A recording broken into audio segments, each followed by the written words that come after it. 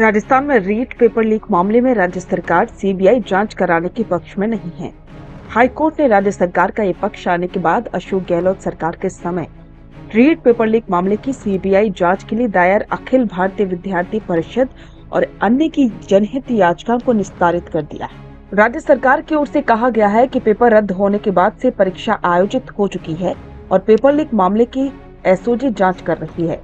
Court ने इस पर संतोष जाहिर करते हुए याचिकाओं को निस्तारित कर दिया। रीट परीक्षा के लिए अशोक गहलोत सरकार के समय 26 सितंबर 2021 को लिखित परीक्षा हुई थी। लिखित परीक्षा के दिन ही पेपर व्हाट्सएप पर लीक हो गया था, जिसको लेकर पहली एफआईआर 27 सितंबर को गंगापुर सिटी थाने में दर्ज हुई थी। इसके बाद जयपुर के सिंधी कैंप, मुहाना मंडी और श्यामनगर थाने में भी मामला दर्ज हुआ। उस समय भाजपा ने राजस्थान माध्यमिक शिक्षा बोर्ड के तत्कालीन अध्यक्ष डीपी जारोली पर भी पेपर लीक में शामिल होने का आरोप लगाया था। इसके बाद यह अखिल भारतीय विद्यार्थी परिषद और अन्य की ओर से याचिकाएं दायर की गई थी, लेकिन अब इस मामले में सीबीआई जांच को लेकर जो याचिका दाखिल की गई थी उन्हें कोर्ट ने निस्तारित कर दिया है। और इसके पीछे की वजह है सरकार, क्योंकि सरकार ने अपना पक्ष रखा है और सरकार सीबीआई जांच कराने के पक्ष में नहीं है। जैसा कि आप सभी जानते हैं कि राजस्थान की पूर्व सरकार यानी कि गहलोत सरकार में 12 से ज्यादा पेपर लीक हुए थे। इन पेपर लीक में कई बड़े नेताओं के नाम भी शामिल थे। इसके अलावा आरपीएससी के अधिकारियों पर भी सवाल खड़े हुए, गिरफ्तारियां भी हुई और खुद कांग्रेस के ही नेताओं ने, जिनमें सचिन पायलट का नाम प्रमुख है, उन्होंने आरपीएससी को भंग करने तक की मांग कर दी थी।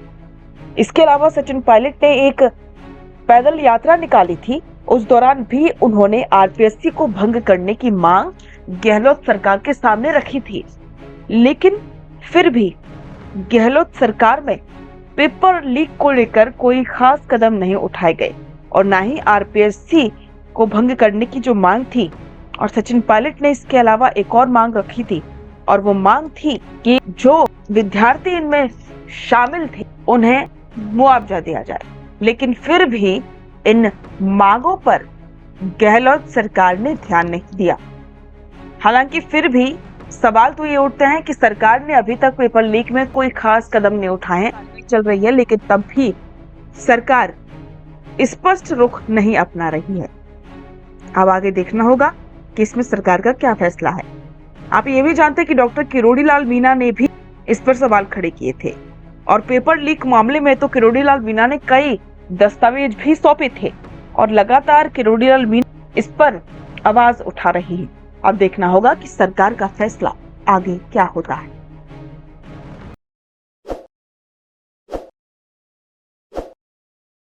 ताज़ा खबरों के लिए विजिट करें द फैक्ट इंडिया की वेबसाइट और डाउनलोड करें द फैक्ट इंडिया ऐप।